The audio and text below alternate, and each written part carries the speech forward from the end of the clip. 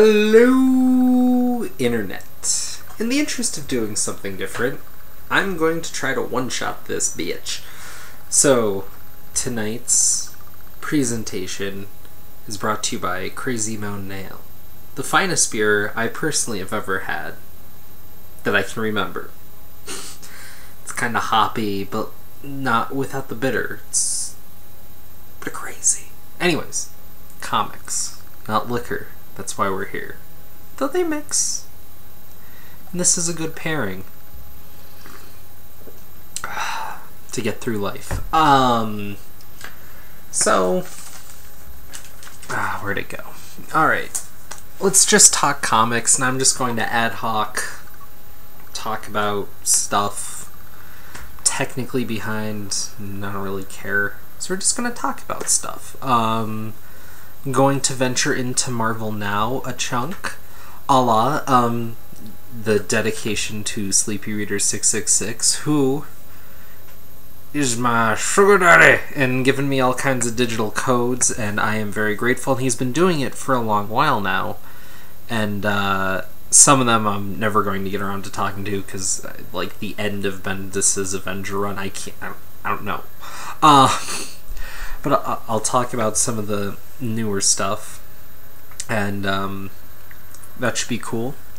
But first, let's talk about this week, because what a week it was, and some of the paring down's been coming through.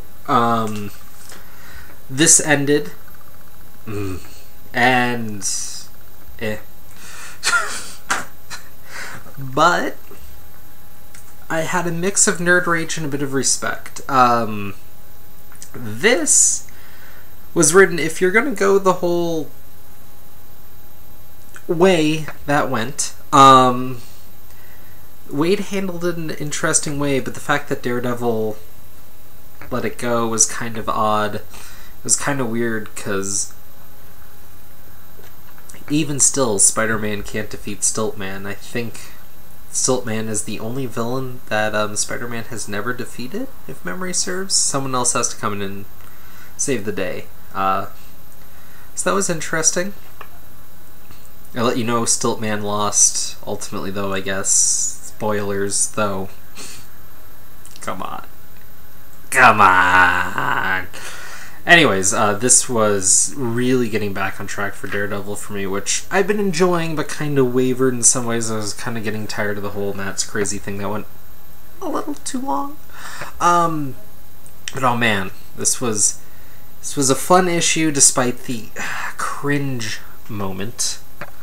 And to the Superior Spider-Man angle, I would like to mention one of my questions was fielded by Dan Slott on Word Balloon. If you're unfamiliar, Word Balloon is a lengthy sort of program where John Suntres interviews comic creators and sometimes some other people, but mostly comic creators.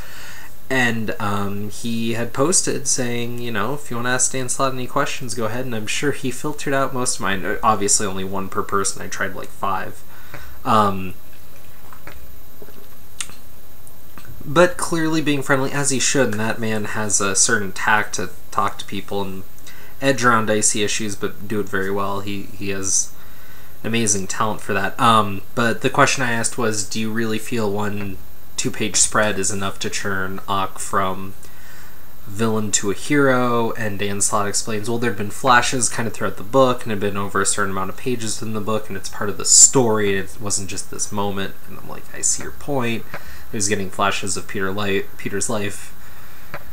It's interesting, I see what he's saying, but I still come down to the fact that he was getting flashes of Peter's life, and that was the memory bit. But he still, the way it was written, was this flash took him from trying to kill Peter Parker to turning into the Superior Spider-Man, if you will. And it just didn't fly so well for me. But enough of that. I've only spent, about 2 hours of my life ranting on the internet about that. Yeah, I'm going to add to that total. But moving on is Saga Chapter And what a break. I actually have a friend of mine who I talk sometimes comics with, mostly Vijima games, but whatever. Actually came on to me on the IMs. It was like, Saga. That is basically said, you know, Saga's getting boring, the whole family talk thing and all that. Told him to shut up, because I love Saga. But I saw his point. He was saying the whole family drama thing was getting a bit stale.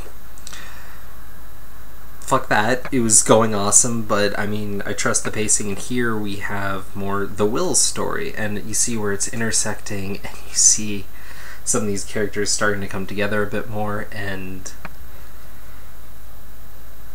there were some movements and some aside panels that were particularly done well. And not to just gush again about Fiona Staples' art, which I was hoping to do more by now, but Graphic Issue 616 hasn't had their best of 2012 yet.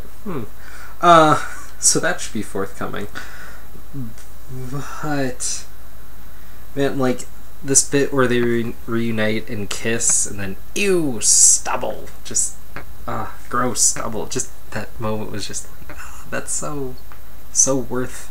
It was awesome. Just, I mean, the expression was there, and on something so alien, but still so there. It was just, took me in, and I realized, you know, that would have just seemed like a cheap throwaway, especially with that size of a panel. But with the art, it just hit me as awesome, and it's amazing how much that comedy relies on, you know, the expression in the face. And I don't know, just another reason why this book is just hitting me so well. Anyways, yeah. Apparently Mark Waid's writing some Green Hornet stuff, but since that guy's been batting 11 out of 10 recently, you know, whatever. And I've been kind of wanting to jump on some more Green Hornet, but I don't know quite where to go. I know Jai Nitz, great guy, and he writes some really awesome stuff. He did a mini I read a while back, and the guy's actually kind of an underused talent, and I think is starting to break out. And if you ever have the opportunity, check out his stuff. Oh, daddy like. Right. And then the rest of this week for me was bat-based. We'll start with the weakest. Not to be a tick, but Batman Robin. This bit has a Batman fighting Robin while Batman's all Joker-fied. So you can kind of see where that's going, but I'm not going to spoil it because it seems too obvious. And there's a bit of the fight, and there's some interesting stuff in there. Peter Tomasi takes what's an obvious story, but wraps around that story in some ways that add some layers that still make an interesting read. Yeah, enjoyable issue, but ultimately there's not as much to say because it's this black space with this one conflict and not a lot of character moments. A little bit of character moments are the only thing that make this issue worth reading. And well written, but ultimately kind of hinging on a flaw, and a little like, this is one of the books that the Death of Family thing's just been running too long. This would have been a stronger thing to cram in a little more. And then, of course, actually, this stole the show for me, the Batgirl. Playing off this whole Joker marriage thing, which kind of, yeah, but you have some moments in here with James Gordon that really have played on his character in a way that I'm so glad Gail Simone's writing, because she seems to have this like mind for criminal moments that tie in, and they tie in a way that not only fit the situation but speak to the characters. It's crazy. And you have this whole ordeal go down in the church where we left off last issue, and things change and change back, and it's just crazy roller coaster of events and trust and going on, and seeing, you know, in some ways who's the greater threat. And it's so crazy to think, you know, we have Batgirl and the Joker, which, more than any of the other Batman characters, even Batman at this point, considering what this story hinges on, it's kind of like Batgirl facing an, you know, like an arch nemesis here. Like, it really should be a big battle. Like, the way this is written, it really shows that this should be her story in some ways right now. Like, so much is hinging, especially since they brought her back to being Batgirl in the face of everything. This, in so many ways, should be more of Barbara Gordon's story, and it's fighting to come out, and it's kind of trapped by the fact that, you know, no, it's all Batman's story, and you're aside, which kind of speaks to her being Batgirl, I guess you could argue. I don't know. But seeing that conflict come to a side, and then see James Gordon come in, this X Factor that's only playing in this book because it's tied to Batgirl and in the family, and seeing how in some ways he's as big of a player as Batgirl and the Joker as well is a really interesting foil to put in the middle of this really important moment that in some ways has been building for decades. No matter how you look at the rubber band theory of time associated with the New 52, that I think pretty much everyone has collectively said, comics gotta give a leeway here and there. Lay aside. But then, of course, Batman.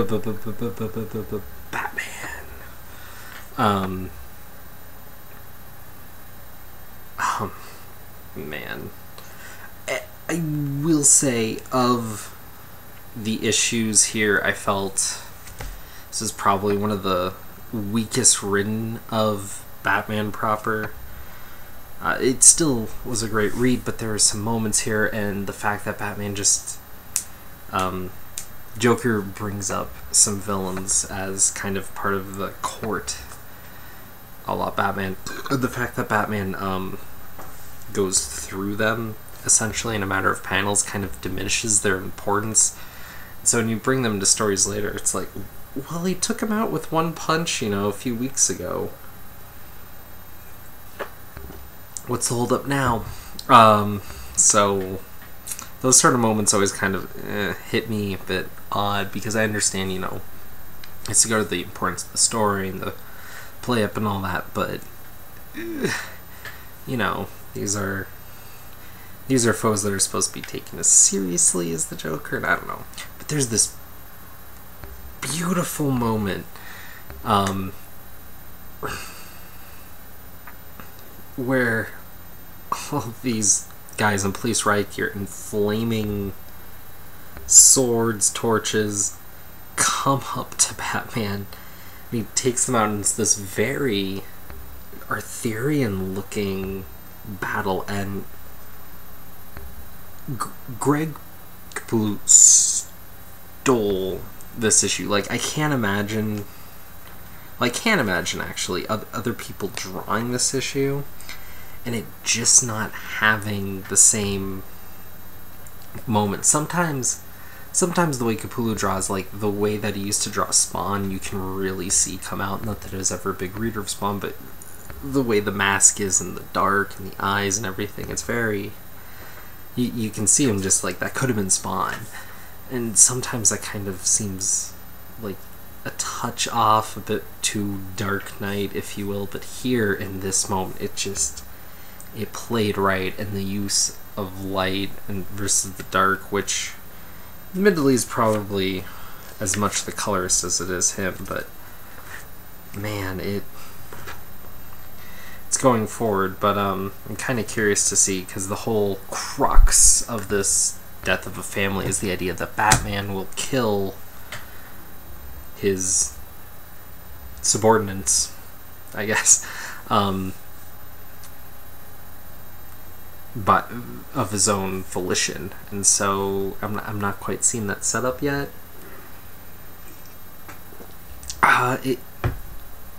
All of it's coming to next month's issue, and so of course, you know, this far deep, we'll see how it goes, but if they don't pull the hat trick, it's really gonna fall flat. So we'll see about that. So yes, all very DC centric, well, really just Batman centric, which is 75% of DC pretty much, right? I mean, especially now with iVampire going, Not really a shock, but at the same time, I did look at the sales numbers. iVampire is selling a magnitude better than Suicide Squad, but Suicide Squad is not being canceled. Figure that out. So yeah, anyways, on to the Sleepy Reader thank you portion of it all. Marvel now. Again, thank you, Sleepy Reader. Yeah, I can't show you guys the comics because they're digital. Which means technically renting, I guess, if you look at the license agreement, but it's tied to an account, yada yada, and should be fine, as long as I don't lose the password.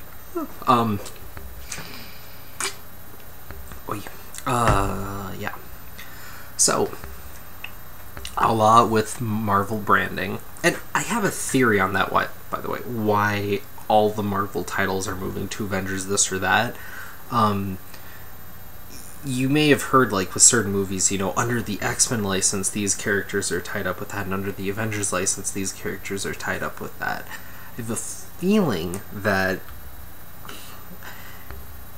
by moving certain characters under the Avengers brand, if you will, and making everything Avengers, that might actually tie into the movies' rights and the licensing rights and all that after X amount of time of them being held under that license. So Marvel might be abusing creative freedoms for legality ownership over these secondary, tertiary rights of their characters and other mediums.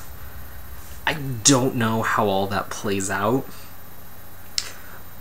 but I can also say I'm fairly sure there's a number of actual professional lawyers and courtsmen and judges who actually realize they don't know either, and that in some cases there isn't necessarily even a precedent, much less a law set for that sort of creative rights deal, because where would have that really come up before? Usually licenses are handled a bit more clearly because you don't have these shared universe things coming out. I mean, the whole idea of a shared universe was really invented in that deep entrenchment a la DC and Marvel. So with it not having come up till now, I'm guessing nobody really knows. Aside all that,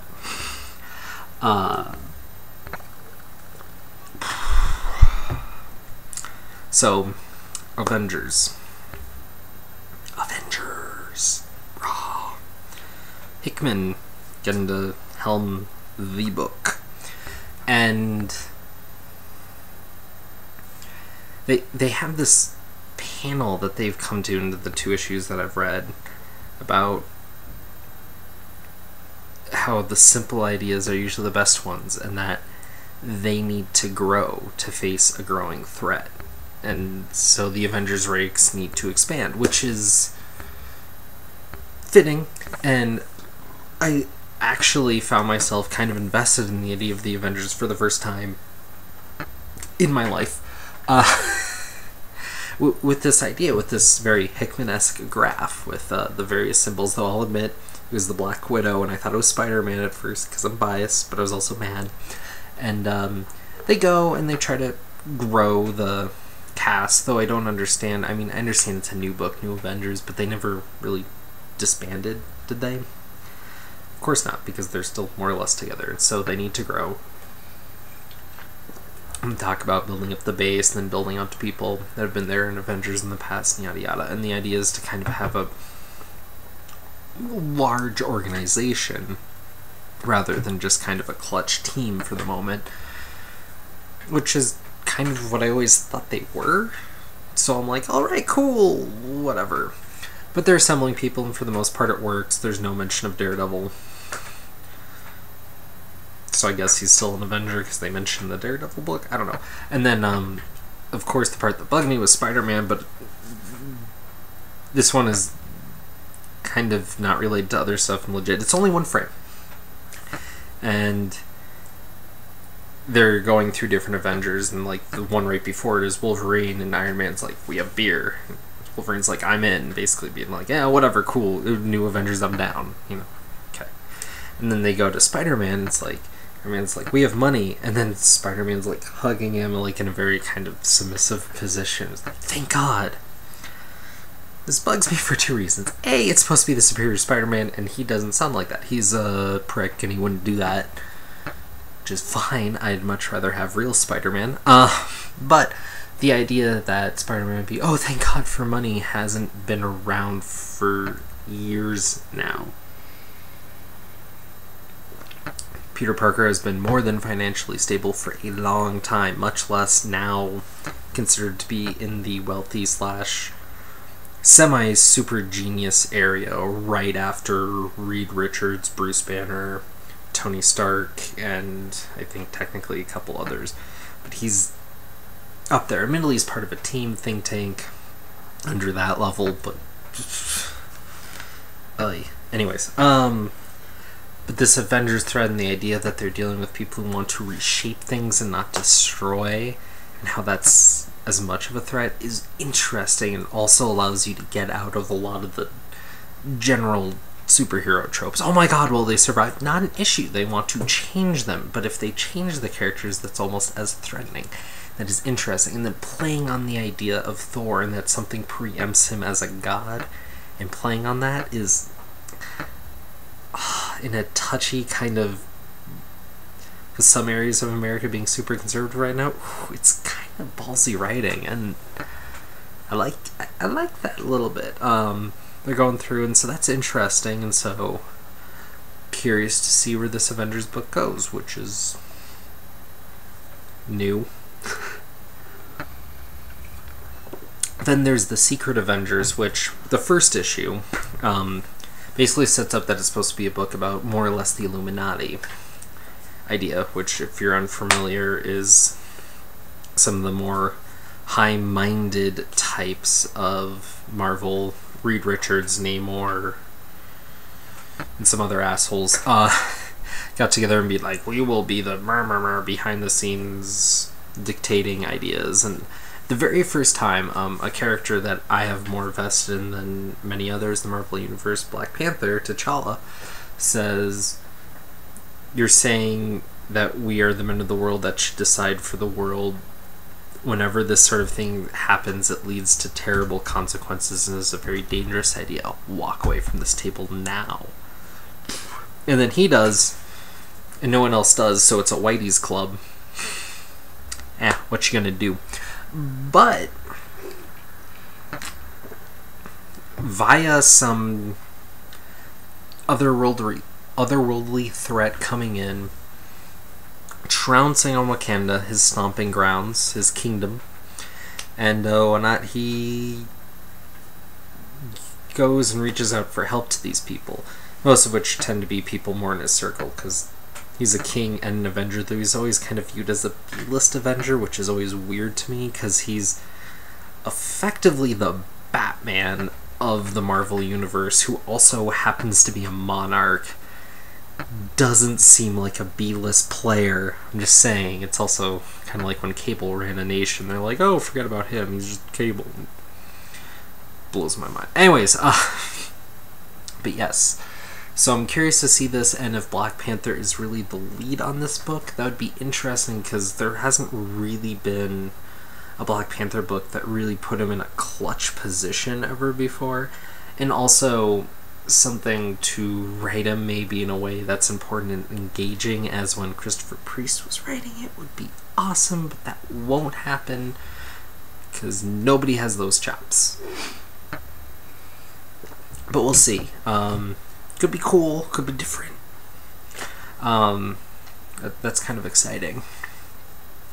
So after that, the only other ones I've read are kind of the solo books. Iron Man, as many people know, they have, his name escapes me, the guy who draws off of porn reference, essentially, and reading that comic is hysterical and amazing. And the first issue has this chick who's like, I'm just playing them so I can sleep with Tony Stark. I'm not just some bimbo. You are a bimbo, but you're choosing to be a bimbo even though you have no reason to be, apparently. It makes no sense. And then the new armor looks dumb. Oh yeah, by the way, hair. Bam! Check that out. Jufro! Yeah, so Iron Man is just hilarious. And kind of weird.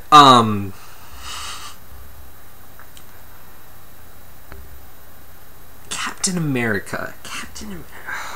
So it's Remender doing Captain America, and of course he's going way off the deep end because you're coming off of one of the most renowned runs, not only in comics, but certainly on Captain America about ever. In some ways more renowned than Stan Lee run, I'd say. Maybe. Yeah.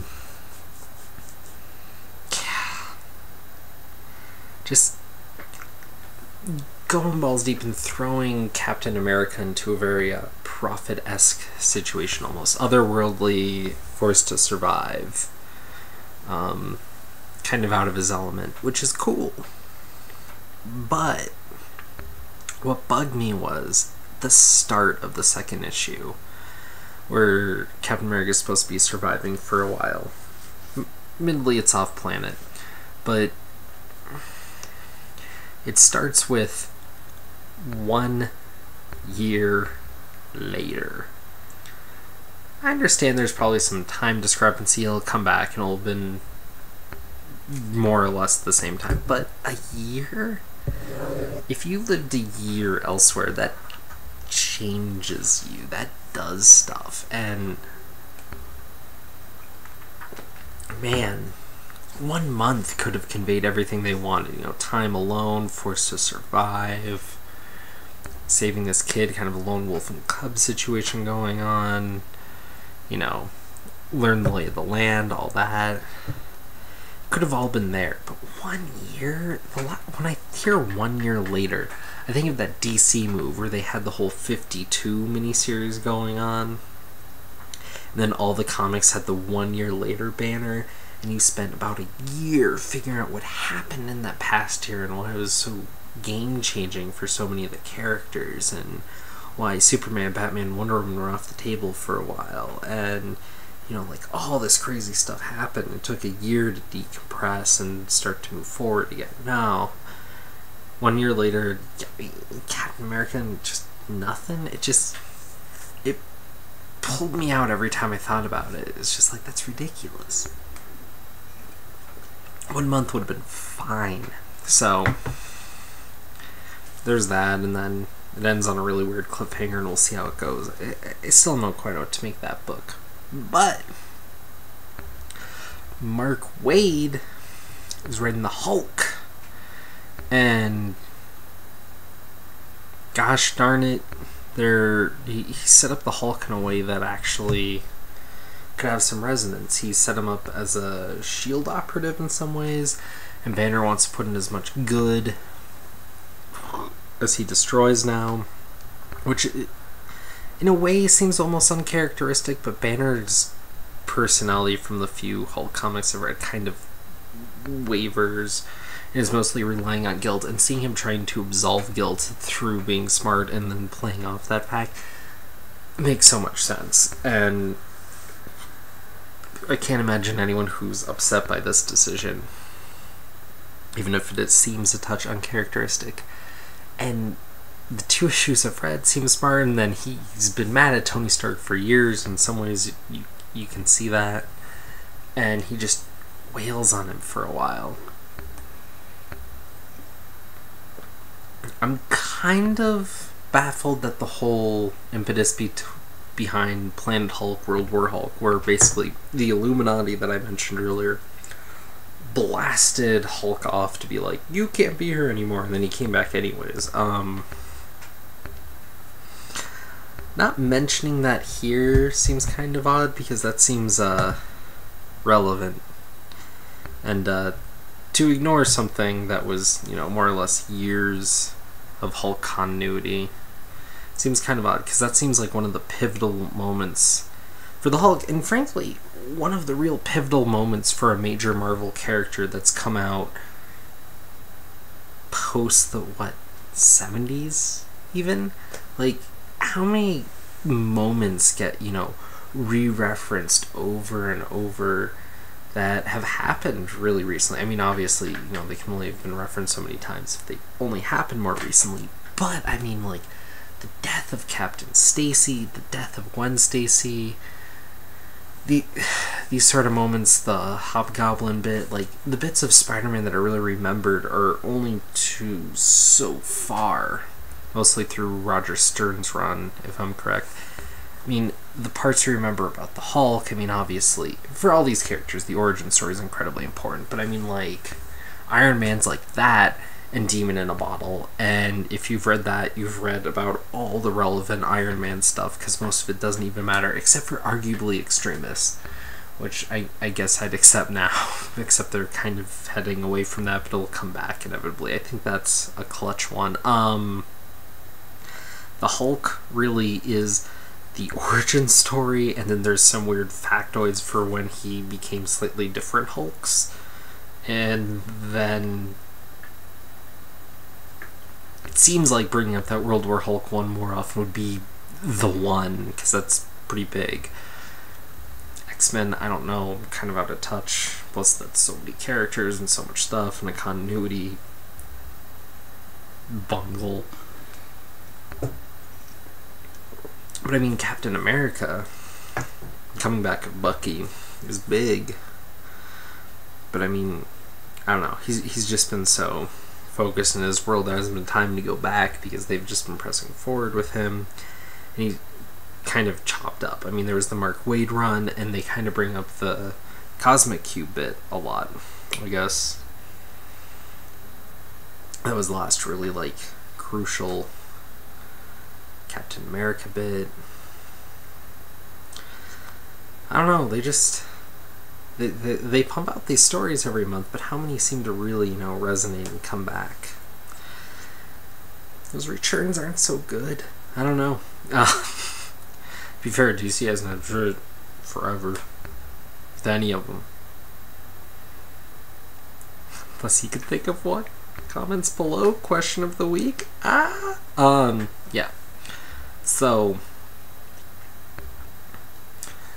that end there is why I don't normally just ramble, because I get rambling. But let me know if you like this, if you like the format or whatnot. I'm just trying stuff to be different. Have a good one. We'll talk comics later. We'll be sexy.